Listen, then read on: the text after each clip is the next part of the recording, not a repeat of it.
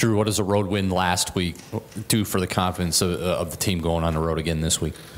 You know, it was our first road game, so I think for the young guys to get the experience and old guys to experience a win on the road after not having many in a while, I think was big, and we'll learn from it and move forward into this road game. What do you feel you still have to do better? I think we just need to play from start to finish. You know, we showed flashes of brilliance, and we showed flashes where, you know, we're up 35-13 and we let their offense march right down the field and score, and that's unacceptable as a defense. And so just playing with a laser focus throughout the entirety of the game, I think, is definitely an area we've been focusing on this week. And what's part of your road routine where you go on a road and you feel like you need to do this, this, and this before kickoff? What's my what? Yeah, your road routine. Like, what do you do away from here before a game? I mean, I don't change up too much from road to home. I think we do a good job of, we go to the DoubleTree downtown and stay in a hotel, and so it feels similar. Obviously, you have the plane and the travel, but in terms of my routine, I don't really change much up. I like my Epsom salt bath the night before, and I like taking my cold shower before the game, so it kind of stays consistent. Except you don't get a plane this week, you get a bus. Exactly, we get a bus. You used to get a train. Do you? It's way back. Do you have playing a night game on the road? Is there a little change than playing a day game on the road? And does that move up your Epsom salt bath? Or? Yeah, I mean, my Epsom salt bath is going to be Friday night like usual, but I think, you know, we've already had a night game this year. We kind of stick to our routine of having a walkthrough and meetings. And so the schedule of the day stays pretty consistent from week to week, and so we like to develop that as a team, have a routine game in and game out. Sure, it was obvious leading up to the season that you guys were a better defense entering the season. Now that you've played 3 games in this defense for Coach Elko, what do you think that you've improved upon as a unit defensively?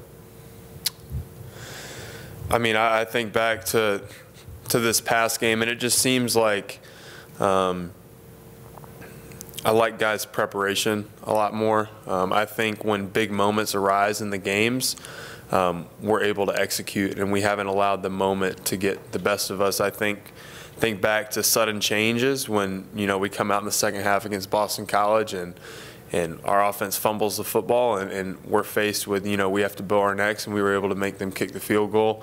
I think to fourth down stops with Tavon and Myron getting incredible penetration there and coming up with a big fourth down stop. And so I think just our execution in big moments and our ability to get off the field in sudden change and not allow the other team to get momentum, I think has been huge. But it's a consistent message, you know, we just want to execute within our role, execute within the defense on a week-to-week basis. About in terms of stamina and strength as you go into the fourth quarter, do you feel a difference now compared to the past?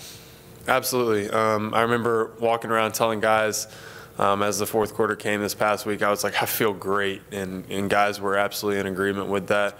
We feel strong. Our legs feel, obviously they don't feel fresh in the fourth quarter, but you feel good and you feel ready to go, and that's definitely different than maybe how we felt some games last year. It's also obvious that collectively you guys are a better tackling team, but Coach Kelly mentioned when we talked to him on Sunday that he was not real happy with some of the missed tackles along the way. How difficult is it to be a consistent tackling team, series after series, game after game, different style of athlete you're going against, et cetera? Yeah, I think it's more difficult when you're under duress and under fatigue. Definitely, tackling is. It's all about body position and making sure your pad level's low. And so as you get fatigued, I remember talking to Greer, and he's like, "Man, I missed a tackle. I was just so fatigued." And so I think learning to play under duress and under fatigue is key for that. And I think our coaches do a great job of putting us in those situations during practice, which is probably why we've seen better results in the game. You know, we play with a higher intensity. You know, we play more physical in practice. We really emphasize fitting the ball carrier. And that could be 8 guys on a given play fitting the ball carrier, whether it's in pursuit. And so shout out to our scout team running backs. They do have to take a beating when all the guys are fitting the ball, but I think emphasizing that has really shown in the games and our ability to tackle well. 2 weeks ago, you had the 1-2 punch of Georgia. Michigan State will use 3. How do you assess those 3 backs, and are there significant differences among them, or are they? I mean, they're all pretty powerful backs. Yeah, you know, they all bring their traits. You know, LJ Scott's going to be a little more downhill, want to get north and south, whereas their other backs may be a little bit more shifty, but they definitely complement one another well. And it's definitely, whenever you play a team with multiple backs, I think you see it on our offense, they're able to potentially wear the defense down by keeping each other fresh. And so, you know, we're definitely putting an emphasis on being physical and tackling yet again this week as we go to face, you know, great backs again. We've already done it this year on multiple occasions, and so we're looking forward to the next challenge, and they obviously present that. Michigan State, Coach D'Antonio likes to do, they had R.J. Shelton last year where they, you know, kind of like jet sweep action. They've got believe me, I know. I missed that. Yeah, well, that's why I want to, because they've got a new guy this year, Stewart, who is probably even faster. What are the keys to containing that? I think it's just guys understanding their assignment and playing with great leverage. When guys want to get their eyes in the backfield, that's when you tend to get reached and tend to lose your leverage and the ball gets outside. And so as long as each guy does their role, we'll have a guy for the jet, we'll have a guy for the zone. And if those guys execute, we'll be fine. Thanks.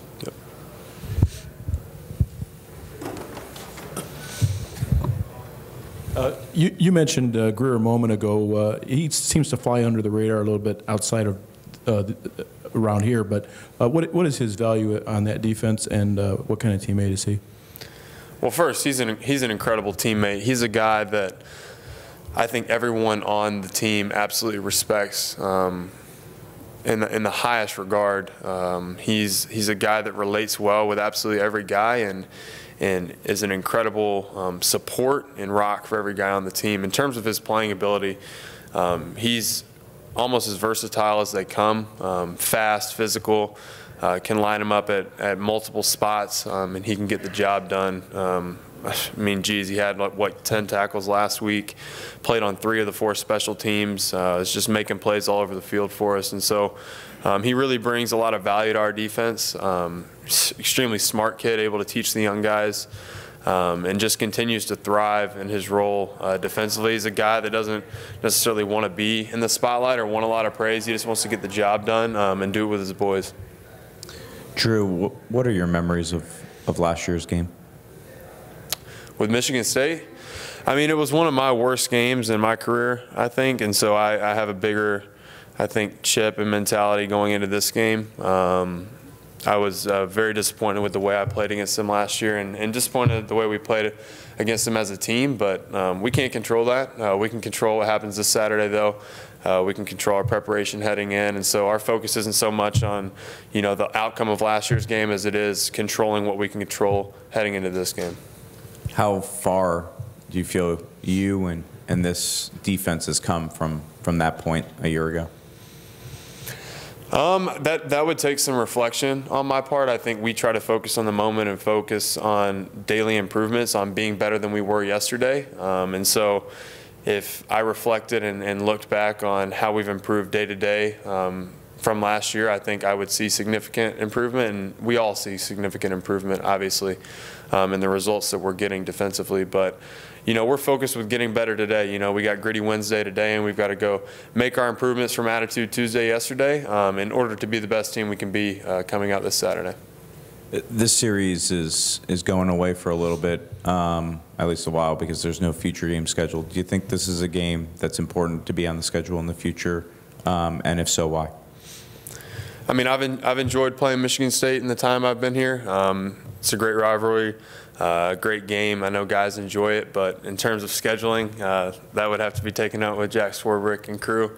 I don't really speak too much to that. I know they do a terrific job of putting together great games and putting us on great stages in a year-to-year basis. But, you know, Michigan State's a great program, historic program, and we always enjoy when we get to play them. What do you enjoy about playing them? I mean, I think they're just a tough physical football team. It's what you come here to do. You know, they're a perennial big Power 5 school, and to have the opportunity to play them, just a great coach, a great program, it's always a great game. And so we always look forward to playing teams of that caliber, and we'll look forward to the rest of the season and the rest of our career. And you were asked about the difference between a road night game and, you know, home night game and stuff. But what about atmosphere-wise, the difference between being in a road game at night versus a road game during the day or a home game at night? Is there a difference in that, do you think? I mean, maybe the fans come in with a little more excitement for night games just because it's prime time or whatever. And so you'll definitely feel the energy of the crowd a little bit differently. But as games tend to go on, it seems to level out, whether you're playing at 3:30, whether you're playing at 8 p.m., the consistency of everything kind of coming in. I said it last week, but equilibrium, it always tends to happen. And so you definitely feel a different type of energy early, but it tends to kind of level out. Drue, another guy who had a great game against Boston College, Sean Crawford, 2 picks. From what you've seen from him in practice, was this just a matter of time until he had a big game? Yeah, I mean, he's played 1, 2. This is his 5th game, and he's got 3 interceptions. I mean, the kid's a baller.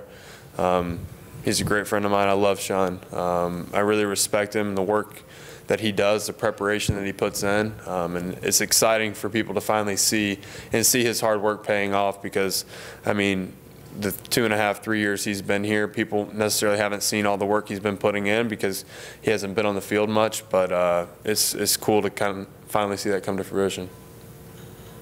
Drue, I was just curious about sort of the nickel looks that you guys have been in 3rd and long. It's been highly effective. Why do you think that works so well? What do you like about sort of playing with that personnel group, especially with Trombetti, Hayes, Okwara, and Tillery in front of you? Yeah, I mean, they're able to get after the passer, which makes it easier on the back end to cover guys. I think adding Sean to the mix has been very effective for us, and his ability to shut down the slot receiver, which is huge for quarterbacks in college who can't necessarily throw it outside as well as NFL passers could. But a lot of teams like to work the slot. They like to get on the Mike linebacker with 3. And so we've just been able to vary our looks. Coach Elko has an incredible scheme, and we can throw different looks. We got guys that can get after the passer and guys that can cover, and so when you put those together, it tends to give good results. I mean, I'm sure you felt like that was going to be an advantageous situation for you guys. Anything and long is good, but have you guys been even better in that set than you would have thought? Absolutely, and I think you hit it there in terms of the idea as a defense is to get the offense in 3rd and long. And I think we've done an incredible job on 1st and 2nd down to put teams in that situation, which has allowed us to be effective on 3rd down. And so we'll continue to move forward with that idea of stopping them on 1st and 2nd down and putting them in disadvantageous situations so that we can then open up our entire playbook to throw at them on 3rd and long. And I guess how much of maybe a difference is having Dalen and Julian out there? Because I don't think in the past you guys have had multiple body types like that could really just fly at the edge. Yeah, I mean, I definitely think it probably complicates the offense's protection a little bit in terms of who they're going to slide to. If you slide away from one of them, you're putting one of them on a back. And so I think just having the ability to have multiple pass rushers out there, you know, can confuse the offense's protection a little bit and complicate it. Thanks. Drue, can you just give kind of maybe a specific example of a play that you or one of your teammates has made over the last 3 games that, you know, just kind of shows that this defense, I mean, clearly it's different and you guys are playing much better, but, you know, where you maybe thought, wow, we would not have done this last year? I mean, I think back to the 4th down stop this past game against Boston College where, you know, they kind of hurry it up and we're, you know, rotating personnel and trying to get people lined up, and they snap the ball and we're all not even necessarily set. but 2 or 3 guys absolutely penetrate the gap. Myron and Tavon comes up with a big stop for us. And so just our ability to execute within our game plan and guys making big plays and big moments is probably a big difference. Did you have like any sort of just internal reaction after that? Like, we're we didn't do this last year. Definitely not in the game. I wasn't thinking that, but it was exciting to have the stop. I think I was more excited to get our offense back on the field and give them opportunity to score again. And so that's more so what was going through my mind.